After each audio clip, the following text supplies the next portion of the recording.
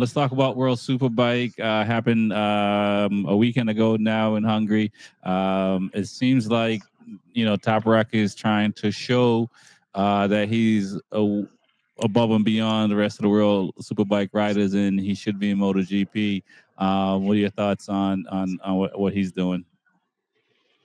I mean, I definitely say he is above the rest in that class. I mean, that's where I stated before. I mean, he's the only one that can actually ride a BMW without him feel like he's wanting to die. So is that inside information? You can see that on the track. I mean, he is absolutely the only one. I mean, he's top notch, man. That's where he's at.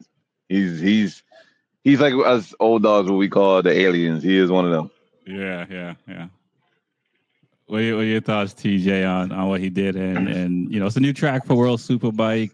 A lot of crashes in the first race. What are your thoughts? Yeah, I'm trying to remember exactly what happened because I watched a lot of races. I know he crashed out. Those brothers crashed out. What? No. I do remember race one. Race one was like 15, like 10 riders crashed at one time at like turn 3. It was like crazy.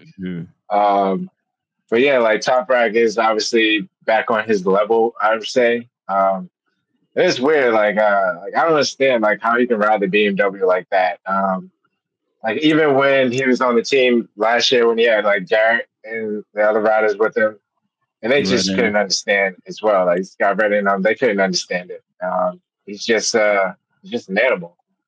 But he's a good rider in this class, as Reese was saying. He has another level to step to going to GP.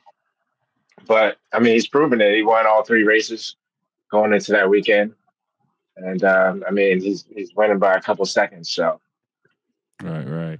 And Lewis, TJ said something about he's able to ride the bike on that level. Do you feel like they're giving him the bike that he can just it's a consistent bike? So because when the bike is doing the same thing, you can know how to play, right? if when it's making the same mistakes at the same time, you can figure that out. With inconsistency, it's really hard to ride a bike. Do you think they're giving him that kind of bike to ride where all these other guys they're struggling? No, I think they've given him just enough of a platform and a base platform where he can maximize the bike with his talent. I like to compare him maybe a little bit to, a Casey Stoner or a Marc Marquez, these guys that don't need a perfect bike to go fast. They just need a bike that's fast enough. And if the bike is 95, 96%, they can make that other 3, 4, 5% just with their own talent. So they just have to get close because if the bike was perfect, then why aren't the rest of the riders that are on BMWs right up at the front with him? Because the bike's not perfect. He's able to work around or drive around these issues that other people have. He's able to find a way to make it work, whether it's, adding more lean angle with his body or braking in a different way or, doing stoppies into every corner so that he doesn't have to give up the top end speed of the bike earlier. And then lose the gains that he had on the straightaway, lose him going to the corner because he had to brake earlier. He just finds a way to stop the bike from a higher speed in a shorter distance, even if it means the back tire coming up in the air and right before you tip in, the bike's all squirrely. He's finding a way to manage all that, get to the corner, get to the apex, make the slowest part of the corner as small as possible and get back on the gas. Because that's where the BMW is strong. It's strong on the gas. It's never going to be great on the side of the tire. I mean, he makes it great on the side of the tire again because he's learned how to ride around the problems of the bike. So I'm going to say the bike is probably at 95%. And then the other 5%, he's squeezing it out with his talent. Because if it was 100% good, then there'd be 5 BMWs up at the front. Like what Ducati was doing. And let's talk about Ducati on that. What's happening in the Ducati camp from the outside looking in? Buliga is a second-year rider in World Superbike on a factory team. He's actually he's overperforming. From last year to this year, he's been overperforming. So you really can't. He shouldn't be the guy that should be beating Top Rock right now. What's going on in Ducati? Are they missing something? Are they, why can't they get it together? And because it should be Batista that's fighting with Top Rock, not Buliga. So is it just contract issues, or it's time for a change over there? Start, Reese. It might be time for a change. It might be just time for a change to find that aggressive rider that can ride the bike to its full potential. I mean, Batista had the weight restriction. He had that issue, and that could have messed up a lot of settings on the bike. Buliga's riding, at a great potential, but at the end of the day, you're trying to go up against Top Rock. Top Rock is in a league of his own.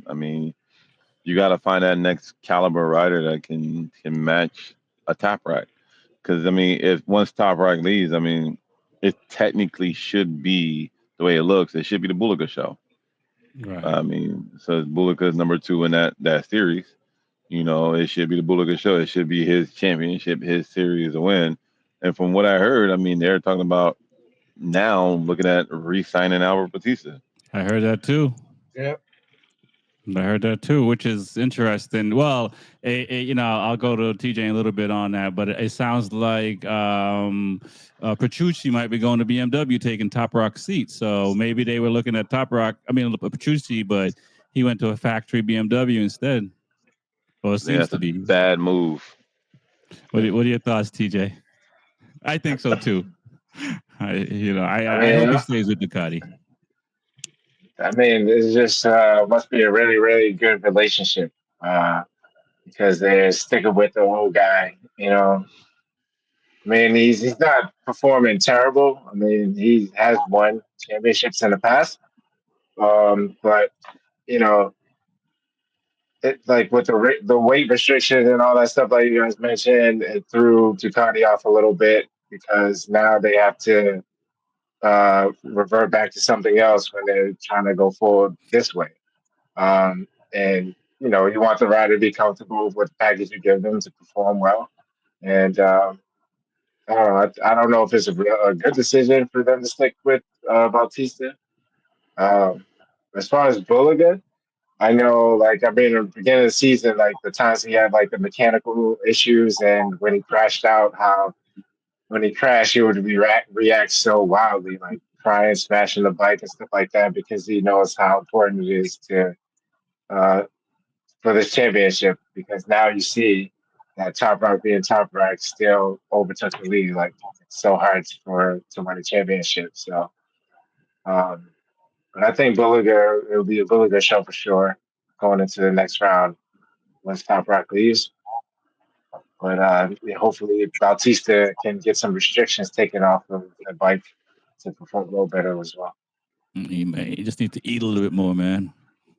Right? If he actually eats a little more, he could take away pounds from the bike. That might be actually a better deal to do than add a weight to the bike. So, all right, talk to somebody so you can add weight to his load.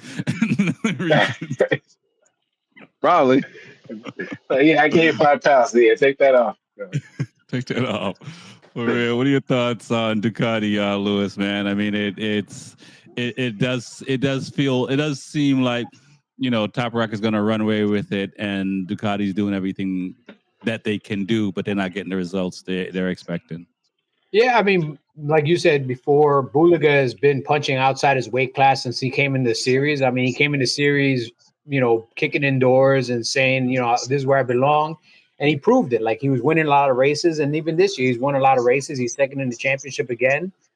But he comes across a couple of points in the season. It happened last year and it's happened this year where he just runs into a series of unfortunate events. He gets taken out. He takes himself out. He has mechanical issues. It's a bunch of different things that have come together.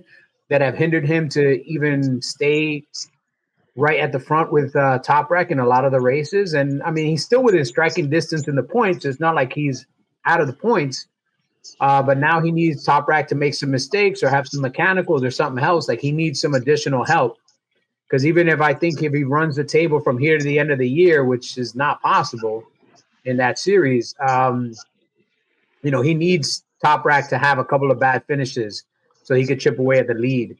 Right. I think what Ducati should have done really is they should have looked for another young talent and brought a new young talent into that squad, somebody that has a lot of potential that they can work with Bulaga and have a 1-2 punch that could last for the next 5, 7, 8 years. Because Bulaga is still young, and you bring another young guy in, and between those two guys, they stay on World Superbike on your factory team for 4, 5, 6 years, and they can pretty much dominate. Because I don't see anybody competing with Bulaga next year once Toprak's gone. I'm sorry. I look at the rest of the field, and I see second place. Again, minus Bulaga having mechanicals or crashing himself out, when Toprak and Bulaga are at the front, I mean, these guys are winning by a country mile. Yeah, and you mentioned his crashes and TJ how he react.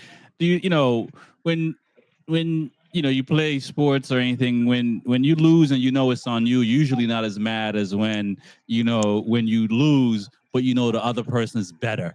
Right, because those crashes, the way he reacted to them is almost like he knew they were crucial to the championship. Where it's like some people crash and they know they'll get those points back down the road. Do you think he's looking at it like that? Like I'm running out of chances and I don't have time for mistakes. And there's a better rider out here. Yeah, that's exactly the way I was looking at it. That he knows that he had to have a perfect season, pretty much.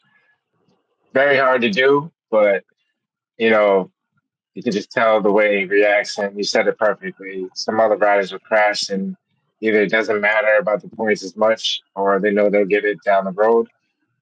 But he could not lose any points in his eyes. So at this point, he's down like 20 something, but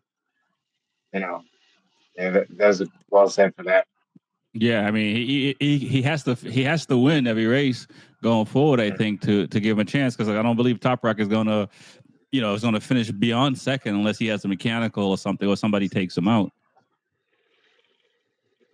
Yeah, no, I don't know who's gonna be able to jump in front. It's gonna be the Lowe's brothers, Petrucci, just stall him out a little bit. I don't know. What? Well, I don't see it happening. I'm just saying, like, no one's gonna stop Toprak right now. So, like, he needs to have a mechanical crash or something. Hopefully, it doesn't happen. But for now, it looks like it's open. Right? Like, the points are just gonna increase. Yeah, it looks like Batista is going to be the second best Ducati because of Redding's gone. Anoni has problems with his team, so they're not going to be together next year. So how much effort's really going to go into the rest of the season? And the Lowe's one of the Lowe's brothers have been crashing and stuff like that. Well, on a Ducati, not both on a Ducati. You know what I'm saying? So, it's not. It doesn't. He doesn't have any help. Bulaga. I mean, again, Bautista a little bit towards this last round because I think this is the best round he's had in a little bit. Other crashes not to his own, device, but still the best weekend. Do you think Ducati can pull it together before the end of the season to, play like a team like they used to play and maybe stop Toprak? No. Toprak show.